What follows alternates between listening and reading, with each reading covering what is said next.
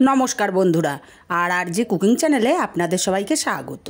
আজকে নিয়ে হাজির হয়ে গেলাম নিরামিষ পটলের একটা দুর্দান্ত রেসিপি নিয়ে। তো চলুন শুরু করা যাক। আমি এখানে কিছুটা পটল খোসা ছাড়িয়ে কেটে নিয়েছি। পটলগুলোর দুই মাথা 4টে করে চিড় লাগিয়ে দিয়েছি। এইভাবে সব পটলগুলো রেডি করে নিয়েছি। এখন একটা কড়াই গরম করে দিয়ে দেবো 2 চামচ তেল। তেলটা গরম করে একটু লবণ দিয়ে দিলাম। দিয়ে দেবো কেটে রাখা পটলগুলোকে দিয়ে ভালো করে নাড়াচাড়া করে পটলগুলো লাল লাল করে ভেজে নিতে হবে। পটলগুলো এদিকে ভাজা হতে থাক, ততক্ষণে মশলা করে নেব। একটা বাটির মধ্যে দিয়ে দেব 1/2 চামচ হলুদ, 1/2 চামচ দেব জিরের গুঁড়ো, 1/2 চামচ ধনে গুঁড়ো আর 1/2 চামচ লঙ্কার গুঁড়ো। অল্প জল দিয়ে গুলে নেব। মশলাটা খুব ভালো করে গুলে নিতে হবে। এইভাবে গুঁড়ো মশলা গুলে রান্না করলে বাটা মশলার স্বাদ আসে। আর এদিকেও পটলগুলো বেশ লাল লাল করে ভাজা হয়ে গেছে।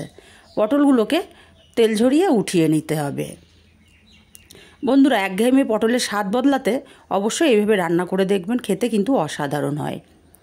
পটলগুলো সব উঠিয়ে নিয়ে এই তেলের মধ্যে ফোড়নে দেব 2টো থেতো করা এলাচ আর দেব 2টো লবঙ্গ।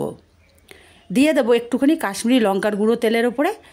কালারটা খুবই ভালো আসবে তেলের ওপরে কাশ্মীরি লঙ্কার গুঁড়ো দিলে। কয়েক সেকেন্ড একটু নাড়াচাড়া করে নেব। আর অবশ্যই গ্যাসের ফ্লেমটা লোতে রেখেই কাশ্মীরি লঙ্কার গুঁড়োটা দিতে হবে, না হলে পুড়ে যাবে।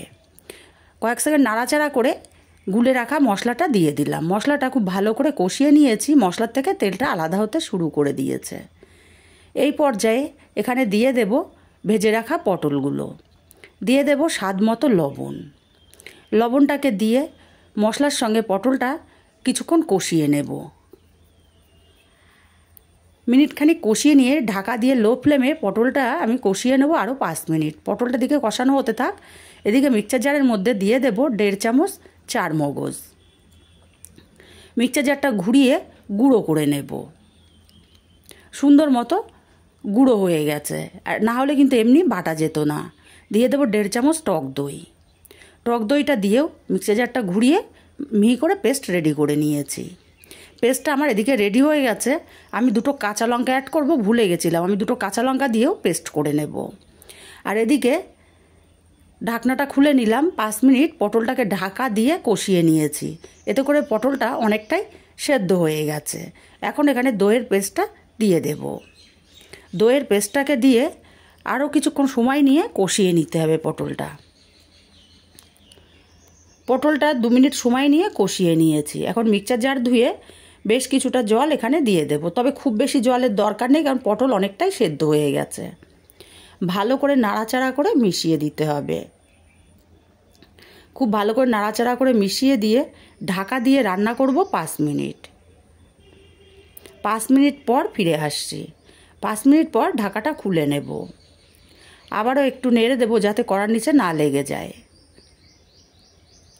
এবার এই পর্যায়ে দিয়ে দেব 1/2 চামচ চিনি।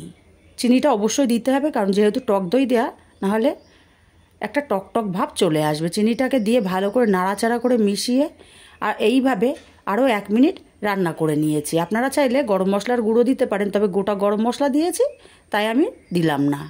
তৈরি হয়ে গেল আমার দারুণ স্বাদের দই পটল রেসিপিটা কেমন লাগলো কমেন্ট করে জানাতে ভুলবেন না। ভালো লাগলে লাইক দিতে ভুলবেন না।